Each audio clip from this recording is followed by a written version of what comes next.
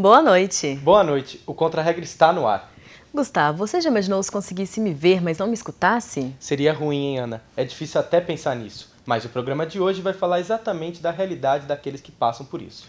Pois é, Gustavo. No Brasil, são quase 10 milhões de pessoas que têm deficiência auditiva. Isso corresponde a 5% da população, segundo o censo do IBGE de 2010. E hoje o nosso programa vai tratar desse grupo. O nosso tema de hoje é cultura surda. Você sabe o que é a Libras? É a língua brasileira de sinais, uma forma de comunicação na comunidade surda. É como eles conseguem conversar e se expressar de maneira eficiente. A linguagem por sinais chegou ao Brasil em 1856, trazida pelo conde francês Ernest Rouet, que era surdo. Desde então, houve adaptações da língua de sinais francesa até surgir uma própria aqui do país.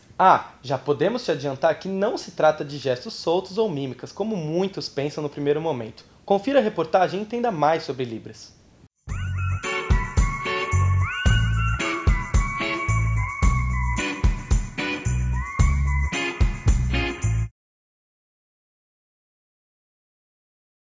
Escutou o que eu disse?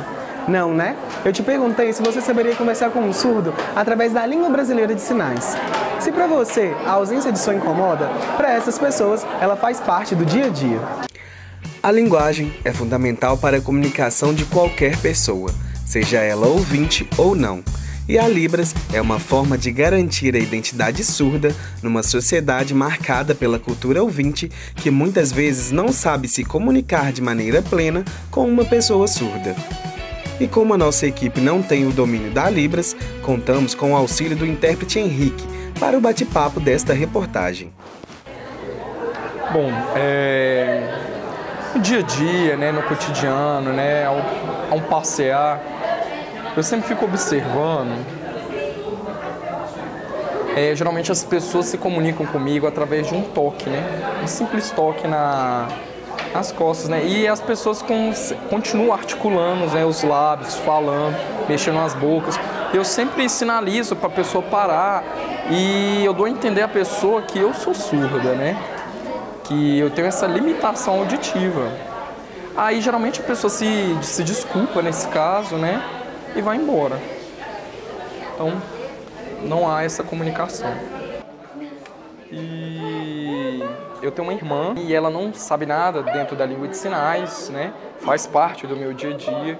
E geralmente é por Facebook, que a gente faz esse elo de comunicação, E essa é muito difícil, a questão da comunicação, a influência dos meus pais, de toda a minha família, eles não têm esse convívio com a língua de sinais, somente eu, A minha família surda, ela não tem o conhecimento na língua de sinais, Mas minha mãe é muito oralizada, minha família é muito oralizada, E eu sou sozinho dentro desse âmbito familiar. O Arlindo diz que quando um ouvinte chega numa roda de conversa que só tem surdos, ele sempre dá um jeito de inserir essa pessoa no assunto. E eu faço essa representação na escrita, e combino com ele, local. Ou então combino com ele alguma coisa pela escrita. Eu mostro também alguns cursos, algumas variedades que ele pode se aperfeiçoar e que pode ter essa percepção da comunicação e a melhora disso. A língua brasileira de sinais melhora a comunicação não só entre surdos, mas também com os ouvintes. O professor Charlie é surdo e dá aula de Libras para pessoas que ouvem na graduação na UFV. E nas aulas não tem intérprete. A conversa acontece só entre o professor e os alunos. Assim, a turma já vai se acostumando com a língua.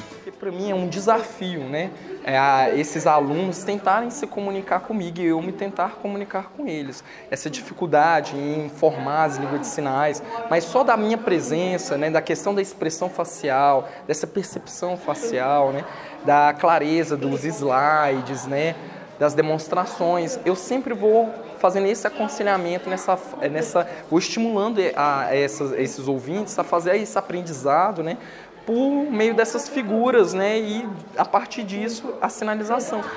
Como você já deve ter percebido ao longo dessa reportagem, o intérprete também exerce um papel fundamental na comunicação entre surdos e ouvintes. Seja em escolas, eventos e até mesmo em celebrações religiosas, esse profissional ajuda a estabelecer uma comunicação mais eficiente. O Henrique, nosso intérprete, exerce essa função há 7 anos. Há Assim como eu, vários outros intérpretes, eles iniciam sua atuação no âmbito religioso, né? Então eu comecei a trabalhar com Libras, uma perspectiva de ação social, né? Eu tenho uma capacitação que é o ProLibras, que é uma certificação a nível nacional, né? Que permite a interpretação, né, da língua de sinais a português e vice-versa dentro desse âmbito nacional.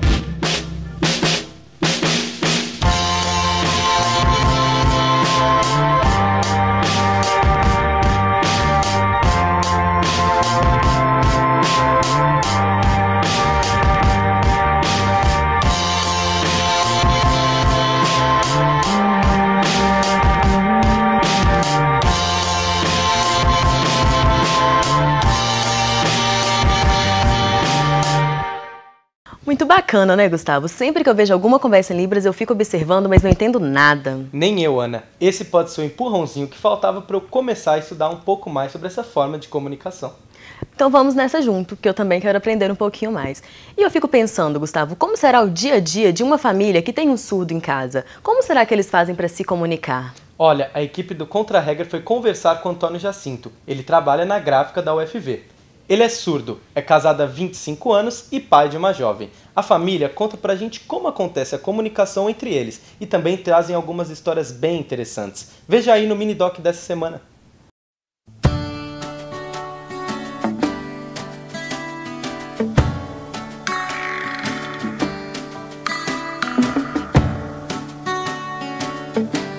Nunca tinha tido contato com nenhum surdo-mudo. Foi o primeiro. E aí ele namorava uma amiga minha e eu paquerava um colega dele, né? Mas a gente não se conhecia. Aí a gente foi pra praia e naquela época, assim, primeira vez também que meu pai deixou, nunca tinha saído de Viçosa. Foi a primeira vez que eu fui à praia. Aí, só que lá foi assim, entendeu? Normalmente, antigamente a gente assim alugava, né? As mulheres alugavam uma casa, né? E os rapazes outra. E foram dois ônibus de excursão, um só os homens e outro só as mulheres. Você bebeu e caiu. Aí entrou no ônibus, não sei se foi de propósito, o que foi, mas entrou no ônibus que eu estava, né? Onde estavam as mulheres. E me lascou um beijo, menina. Aí eu xinguei demais, eu não sabia que ele era surdo. Aí eu xinguei, briguei, tá? Aí a turma começou a brincar comigo. Tia, você tá perdendo seu tempo, porque ele não tá ouvindo. Aí tá bom, começamos a namorar, aí ficamos noivos. Aí depois de um ano a gente casou. Todo mundo perguntava assim se eu tinha coragem pra ter. Todo mundo ficava preocupado assim, né? Se tinha nascido perfeito ou igual o pai. Quando Bruno nasceu, todo mundo queria saber se ouvia. Aí eu, bem. Depois veio ela também, seguiu a mesma coisa. Eu sempre falava com o Bruno e com a Carla.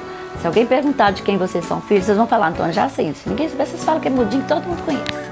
A Thaisa, né? Ficou surda e ela não aprendeu Libras. Quem sabe, nem a gente, assim, a gente sabe muito, não. A gente sabe o no básico. dia a dia, a gente sabe muito. É que ele tá comentando que a mãe dele, a minha avó, ela não sabe nada de Libras, ela fala com ele.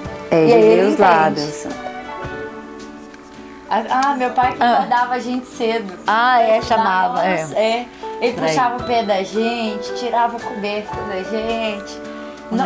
E é incrível, ele acorda cedo, sozinho. Tipo assim, ele trabalha 8 horas, ele vai e acorda 7 horas. Nunca tive que chamá-lo para trabalhar, não. Se ele tem algum compromisso 7 horas, ele acorda 6 horas. Não, é incrível.